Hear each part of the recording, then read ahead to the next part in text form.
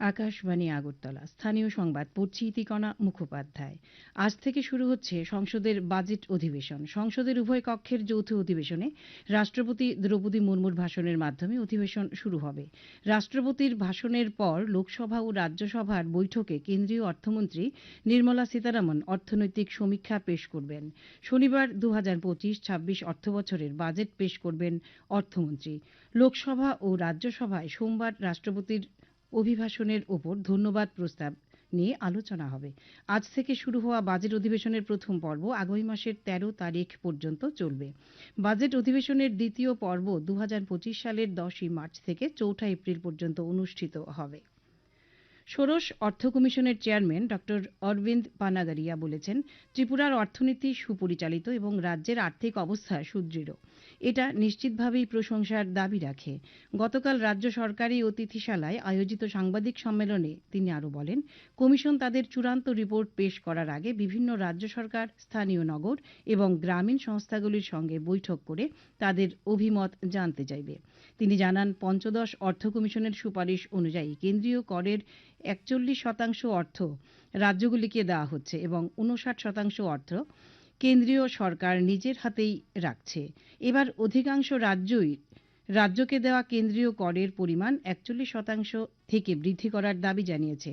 আজ ত্রিপুরা সরকারের পক্ষ থেকেও এই পরিমাণ ৪১% থেকে বৃদ্ধি করে ৫০% করার দাবি জানানো হয়েছে।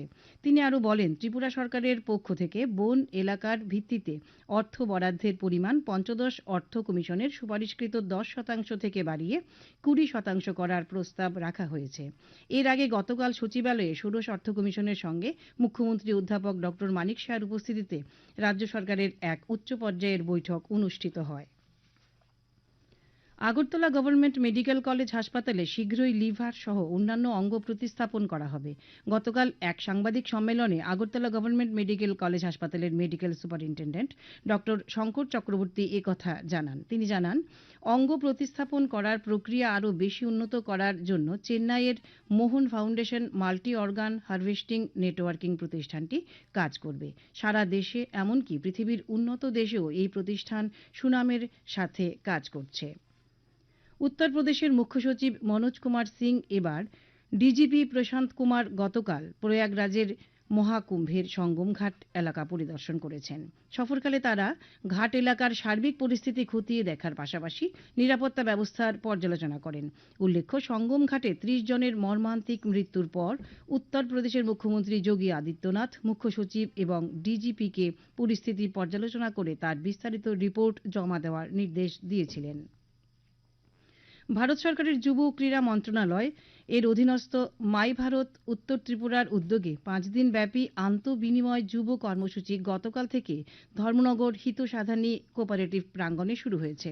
উদ্বোধন করেন উত্তর ত্রিপুরা জেলা পরিষদের সভাধিনেত্রী অপর্ণা নাথ। সিকিম রাজ্য থেকে আগত ২৬ জন স্বেচ্ছাসেবক এই কর্মসূচিতে অংশগ্রহণ করেছে।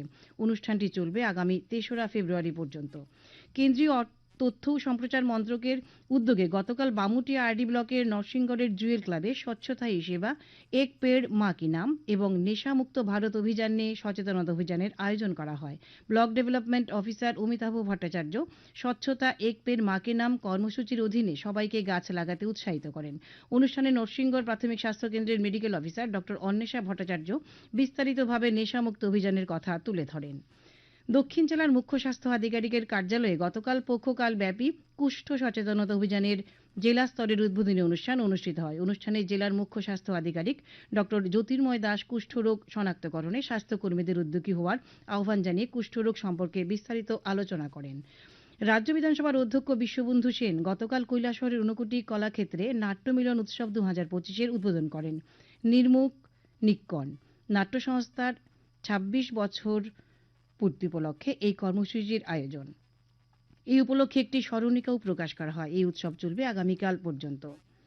আসন্ন মাঘী পূর্ণিমা উপলক্ষে কৈলাসহরের খাওড়াবিলে ১৪ দেবতা মন্দির প্রাঙ্গণে ঐতিহ্যবাহী মেলা আগামী ১২ ফেব্রুয়ারি অনুষ্ঠিত হবে। কৈলাসহর মহকুমা প্রশাসকের উপসমাহর্তা মতিরঞ্জন দেববর্মা জানান, আসন্ন মেলাকে সামনে রেখে গতকাল এক প্রস্তুতি বৈঠক অনুষ্ঠিত হয়েছে।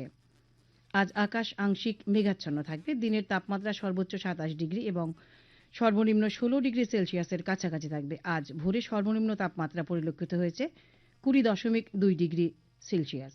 স্থানীয় সংবাদ এখনকার মতো এখানেই শেষ হলো।